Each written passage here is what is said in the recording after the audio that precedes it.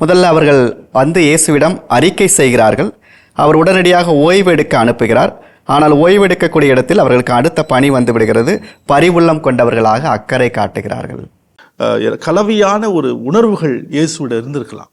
ஒன்று, அந்த சீடர்கள் வந்து சொல்லும் பொழுது பரவாயில்ல, நம்ம அவர்கள் சென்ற பணி சிறப்பான விதத்தில் அமைந்திருக்குது என்று கூட இயேசு நினைத்திருக்கலாம். திருமுழுக்கு யோவான் கொல்லப்படுதலை கேள்விப்படும் பொழுது தன்னுடைய வாழ்க்கை பற்றிய நிகழ்வு கூட இயேசுவுக்கு வந்திருக்கலாம். தன்னுடைய சாவு எப்படி இருக்க போகிறது என்பதை பற்றி. அதனாலதான் தனிமையான இடத்துக்கு அவர்களை கூட்டிக் கொண்டு போனால், ஒன்று அவர்கள் இளைப்பாற வேண்டும் என களைப்பாட இருப்பாங்க. அதே நேரத்தில் தனக்கும் ஒரு ஓய்வு தேவைப்பட்டதுன்னு இயேசு நினைச்சிருப்பாரா என்னன்னு தெரியல. அதை நீ சொன்ன மாதிரி வந்துட்டு திருப்பணியினுடைய ஓய்வு, கொஞ்சம் அமைதியார். அதே ஒரு சூழல் நடக்கும் பொழுது இயேசுக்கு தெரியும் எப்படி கையாள வேண்டும் என்பது. அப்ப இந்த சூழமைவில் மக்கள் தேடி வருகிறார்கள். அது ஒரு முரண்பாடு. அதான் ஐரணி பார்த்தீங்கன்னா 6ஆம் அதிகாரத்தில் புறக்கணிக்கப்படுகிறார். அதன் பிறகு இந்த பகுதியில் வந்து தேடி வருகிறார்கள் 6:30-34 வரைக்கும். அதன் பிறகு 5000 பேருக்கு உணவு கொடுக்கிறார். கடல் மீது நடக்கிற 2 புதுமைகள் இருக்குது. அதன் பிறகு இந்த பகுதி முடிகிறப்பையும் 6ஆம் அதிகாரம் 53 - 56 வரைக்கும் மக்கள் தேடி வருகிறார்கள். அப்ப அது காரணம் என்ன? இந்த இடைப்பட்ட இந்த பகுதி பரிவுள்ளம் கொண்டவராக.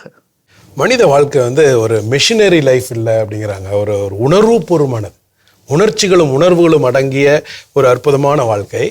அந்த உணர்வுகளை மதிக்கிற ஒரு அற்புதமான இடமா நான் பார்க்குறேன். இங்கே எப்படின்னா, முதல் திருத்தூது பணி ஃபர்ஸ்ட் டைமாக போய் செஞ்சுட்டு ரிட்டர்ன் ஆகிறப்ப ஸோ மச் எக்ஸைட்டட், அப்புறம் கைண்ட் ஆஃப் எக்ஸாஸ்டட். 2 பேர் நடக்குது. ஒரு பக்கம் ஆர்வம், இன்னொரு பக்கம் ஒரு சோர்வு, 2 இருந்திருக்கோம். அதை அப்படியே லிசன் பண்ணவர் அடுத்து அவங்கள எங்கே எடுத்துகிட்டு போகிறாருங்கிறது தான் ரொம்ப சூப்பராக இருக்குது. Compassionate is born from contemplation அப்படின்னு திருத்தந்தை பிரான்சிஸ் சொல்கிறார். அதாவது நம்ம பரிவுள்ளவராக பின்னாடி நம்ம பார்க்குறோம், ஆண்டவர் இரக்கமுள்ளவராக. அந்த இரக்கம்ங்கிறது எங்கிருந்து வரும்னா கான்டம்ப்ளேஷன்.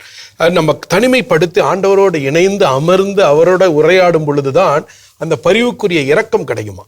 அதற்கான பாதையில் கூட்டிகிட்டு போகிறாங்க. ஏன்னா ஒரு டேஞ்சர் இருக்குது. பயங்கரமாக செஞ்சுட்டு வந்த உடனே ஆக்டிவிசம் அது மாதிரி நம்ம அப்படா நம்ம தான் செஞ்சோம் அப்படிங்கிற மாதிரி எண்ணம் வந்துடக்கூடாது. கமான் அப்படின்ட்டு அவங்கள வந்து ஒரு பெரிய கிரெடிட் கூட கொடுத்த மாதிரி தெரில. சூப்பர் அப்படிங்கிற வார்த்தை கூட பெருசாக ஏசு பாராட்டின மாதிரி தெரில. அதே நேரத்தில் லிசன் பண்ணியிருக்காரு.